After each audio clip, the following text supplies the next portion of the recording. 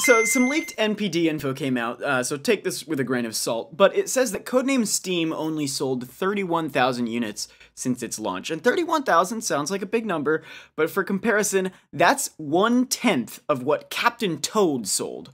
And Captain Toad is on Wii U, which only has 1/6 of the install base that 3DS does, and Captain Toad was just about their lowest tier holiday season game. I believe you mean it was the best game ever created. It was just about their worst-selling holiday season game. That's better. So if this info is correct, codename S.T.E.A.M is by all means a total flop, which is a shame because it got great reviews and it's really dang good. And now I think it's a pretty safe bet that we're never going to see this series touched again. Yeah, I think I'd believe that. They seem to be trying to pretend that it exists, but only in this kind of half-hearted way. We saw in the Direct that they'll be updating it, so it's not as bad. And by bad, I mean slow. Well, they already did update it. Right. So that's here, that's great, and it takes the game up a good 2 or 3 review points from me.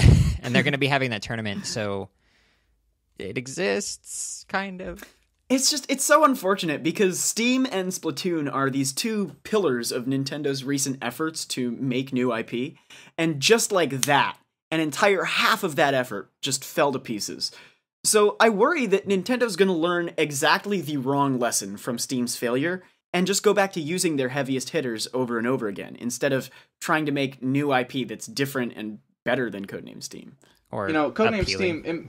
S.T.E.A.M. More marketable for sure. Yeah, it may have gotten pretty positive reception, but it's not an easily digestible concept. I mean, you try to describe it to someone, and it's like, oh, it's a tactical turn-based RPG / shooter / steampunk Abraham Lincoln Aliens thing. In Oz.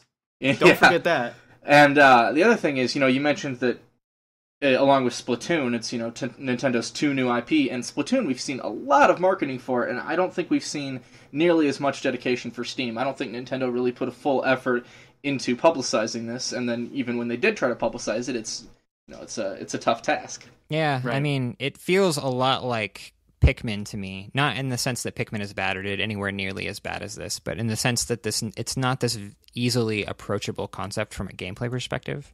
It's kind of a mashup of different ideas, but on top of that, it's this sort of stereotypical Western cliche-ridden world and story. So it's not hard to imagine that they didn't really hit the mark with this one.